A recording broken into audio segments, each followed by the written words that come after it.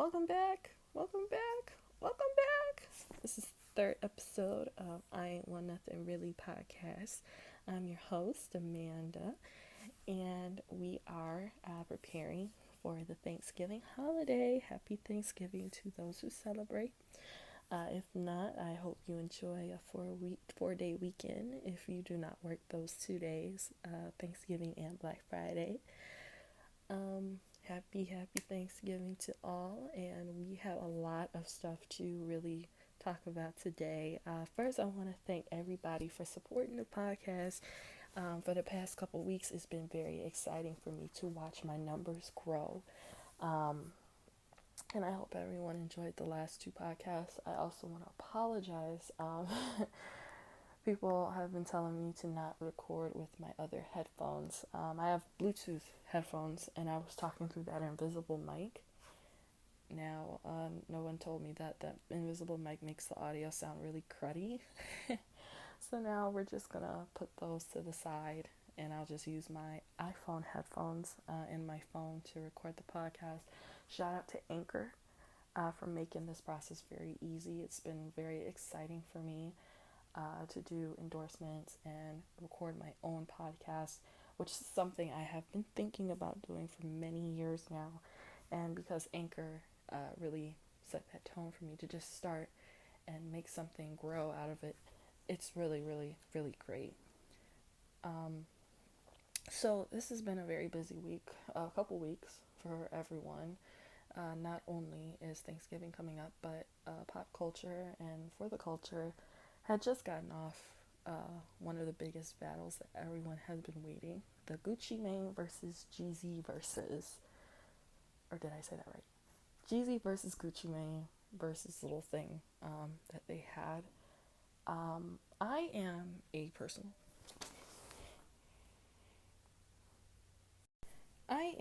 personal fan of Jeezy because I remember when Thug Motivation 101 came out about 15 years ago.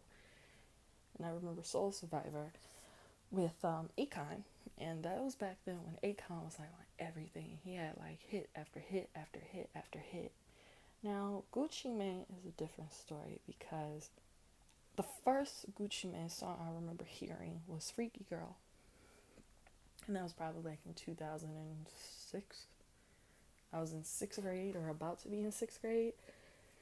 And they would heavily rotate that song so much I started not to like it. Now, I'm from Illinois. I'm not from Atlanta. So there's a different, parallel, if I can use that word, against culture. So I've always sided with Jeezy because a lot of Jeezy has been played on the radio here. Jeezy has had concerts here, whereas with Gucci Mane, he'll have a concert here and there, but nothing too serious. Or, I don't have a lot of friends who are from here that are Gucci fans. So I was Team Jeezy all the way. Now, we watched the Versus. If you didn't, I'll let you know what happened. So I watched the Versus through Instagram on my computer because I did not want to hold my phone that long and watch this long, awkward beef between two 40-something-year-old men. For the first hour, I remember us, it was like almost 1 million people in the chat watching, and we were all complaining that we were just watching chairs. Just chairs. It was two beautiful chairs, and we were just waiting for Gucci and Jeezy to come out, and waiting and waiting and waiting. And I don't know what happened. I mean, there were some theories that, Gucci and Jeezy were in the back fighting or having an argument or having words. That would be a little scary if that was the situation, wouldn't it? But we waited and we waited. About maybe, from what I remember, 15 minutes past 8 o'clock my time in Illinois, they came out. Jeezy had on a basketball jersey, black jeans, if they were jeans, and white Air Force Ones. And Gucci Mane had on a very nice brown outfit, and he had to tell everybody that, hey, this was a $10,000 outfit. Like, that's a little weird for you to announce that your outfit is $10,000. But I watched the few songs being played. I don't really recognize a lot of the songs, but I could feel the tension come through my computer screen. I was a little uncomfortable because, their long-standing beef and what one said about the other and everything. So I just decided to turn it off, and I ended up picking back up, and at the end, which was beautiful, that they decided to, patch it up. I hope that they said their sorries and moved on with their lives. You know, these are two wealthy men, and we can come together and make wealth together. You never know. But I also remember seeing memes and everything about how Jeezy said he owns half of Atlanta, and other people are shocked. I mean, hey, they're rappers. When I was coming up, when I was like maybe 4 years old, rappers rapped about women, cars, and big screen TVs. I don't know why, but they did. But now, they're grown. They're like 40. So, of course, they're going to rap about real estate and what they have. And, yeah. Hey, to each his own, as I like to say.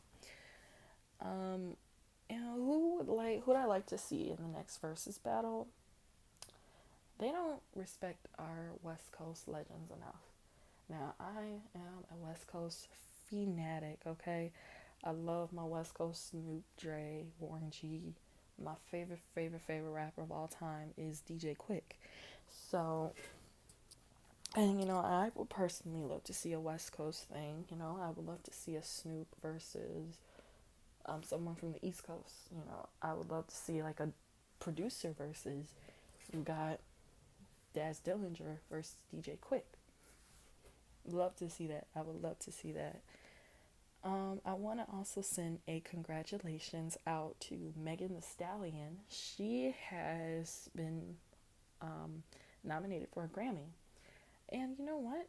I don't blame her. She works really hard, and she has this one song, Body Yaddy Yaddy Yaddy Yaddy. And for the past couple days, it's been receiving a lot of play. And if I were to pull this up on YouTube today, I would not be surprised that she would have like 1 million views to it. She's a very smart woman. I never ever talk bad about Megan Thee Stallion because there's nothing to talk bad about her. Yeah, she's on TV shaking her butt and all that stuff, but you have to remember that she's very educated and still getting an education. She's getting her degree in, I think it's administration, something. But I know she's for sure getting a degree, and she always talked about the power of education and how she wants to make her family proud. And I never want to take that away from her because, there's not a lot of rappers like preaching that. I mean, I'm not saying there's no rappers. There's some rappers out there, that went out and got their education and preach it. But, Megan is looked up by a lot of young women. So, she can use that influence to, persuade people to go to school. It's not cool to be out here with no education. I mean, high school degrees can take you so far in 2020. So, try to get a trade. Junior college is a good option. If you want to go to the big leagues, go get your bachelor's. Get an education. In other music news, we have a DJ Luke Nasty, if that's his name. He's being sued by Kirk Franklin. Now, from what I understand, that DJ Luke Nasty had, he sampled Melodies from Heaven. Now, if you don't know that song, Melodies from Heaven, rain down on me. That song came out like 23 years ago, back in the 90s. So DJ Luke Nasty, he decided to take this song and um, sample it and use it for a song for something sexual, in my opinion, because I saw the album art and it was a woman and then the peach emoji covering her butt. Now, I grew up, my parents are baptized in religion. My father is Catholic, my mother is Baptist. It didn't matter that my parents were interfaith. I knew Kirk Franklin, I knew the songs. And it's a no-no to do something like Oop Nasty did. It makes me very uncomfortable. This Melodies from Heaven is talking about blessings coming down from the sky. God gives you blessings. God blesses you and all this stuff. Now, Luke Nasty's talking about, I guess, a man being released on a woman on top of her. And to me, that's a no-no. You got all these other secular songs about sex, but you had to choose Melodies from Heaven, which is so, so, so awkward to me. Now, I'm not gonna sit here and say, Kirk Franklin is wrong for suing him, but if you come from a church background, it's like, dude, this is wrong. This is so, so wrong, so wrong, so wrong, so wrong. And I hope Kirk wins, and I hope that song goes away so I can stop feeling awkward every morning I wake up. Yeah. Also, I want to send my prayers out to Boosie. Boosie was sadly shot in the leg down in Texas. He is well. Injuries are non-life-threatening, but he has to have a few more surgeries. I'm not understanding. Again, this goes back to my conversation about gun violence in America, as well as in the hip-hop community. There was two other rappers shot this past couple of weeks. Benny the Butcher, he was shot down in Texas as well. Prayers to him. I hope he recovers. And also my condolences to the rapper Mo3. I don't know how to say his name, but he was unfortunately shot in the middle of a freeway down in Texas. And again, we really have to do better with these gun laws in America. And also, these beefs in hip hop are, to me, getting out of hand. If it was a hip hop beef, I'm not sure. I have not had an update on that story in a while. Again, as everyone knows, I have been quarantining because of the coronavirus, but I have been catching up on some TV. Very well-known projects did come out. First, I want to talk about the Kevin Hart special, which to me was a surprise. I am a fan of Kevin Hart. I have been a fan of Kevin Hart ever since he first came out. For those who, don't know or just don't remember, Kevin Hart did this movie. I think it was around the time he did Soul Plane. It's called Paper Soldiers. And this was during the era where, Damon Dash and Rockefeller Records, they would make movies. They had Paper Soldiers, State Property 2. They had another one, I forgot, but they made a lot of great movies, which are cult classics to the hip-hop community. So I've pretty much seen every Kevin Hart special. They're all on Netflix if you want to check them out. This special was kind of a little dry, but a little... it wasn't my favorite. It's called Zero Fucks Given. It took place in his home, which I really don't think it was set in his home because it was a crowd of people. And these people look like strangers, but hey, what do I know? They might be people he knows. They were masked and everything, and Kevin stood on stage for about an hour and some change and told some jokes. And some of these jokes were a little tasteless.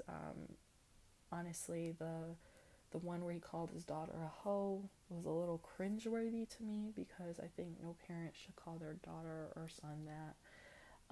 Some of the jokes were just very dry, and I would give it at least a 6 out of 10 only because it's Kevin, and Kevin is funny, but I think this special had shown that um, he's not ready to go back to work. Maybe he needs a little bit more time to work on his material.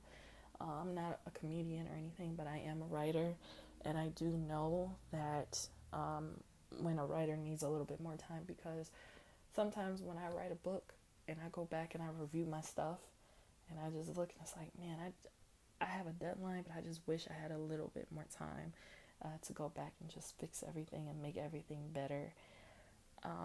Also, I watched the Fresh Prince of Bel-Air reunion special, which was amazing. I enjoyed every piece of it.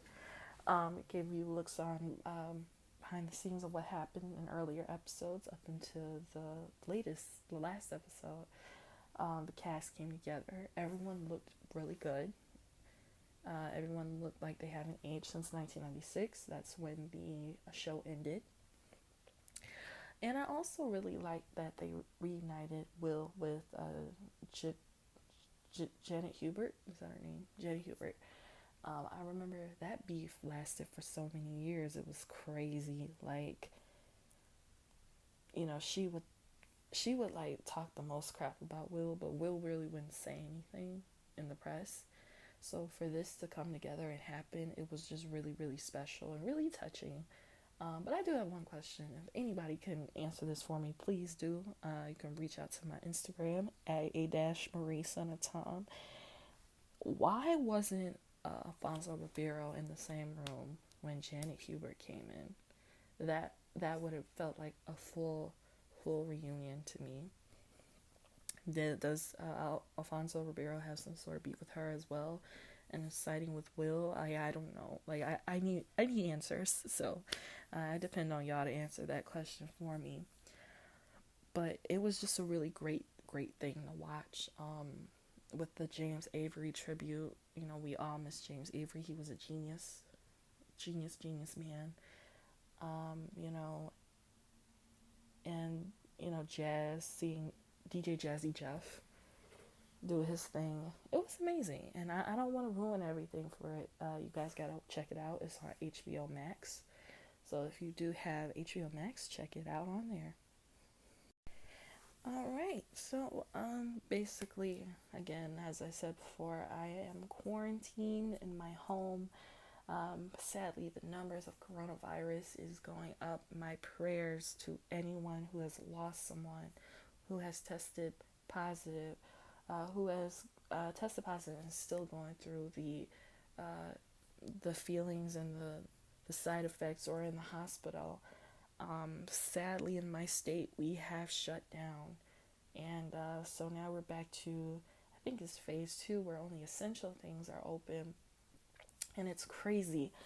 Yesterday I had left to take care of some business. I walked by a couple banks and I saw that you can only go to the bank unless you're seeing a teller, or you want to talk to a banker, you have to have an appointment.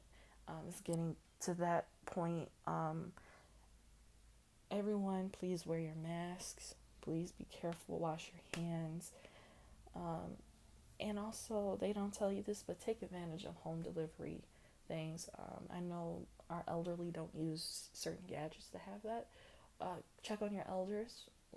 If they need something, just drop them off at their homes. Times like this, DoorDash, Uber Eats, Instacart, Amazon Prime is very needed, because going to a grocery store now, it is very scary with all those people. And also, the grocery stores are so confusing, because I went to Walmart not long ago, and they had like arrows and stuff and kind of directing people on where to go, and that's kind of too much. And Thanksgiving is coming up, and everybody is in the stores grabbing what they need, just grabbing what they want to eat and stuff. And what worries me is that are these people still cooking for big crowds to come over? I was in a warehouse grocery store.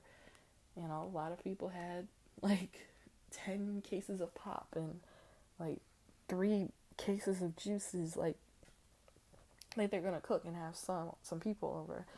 And that makes me super, super uncomfortable.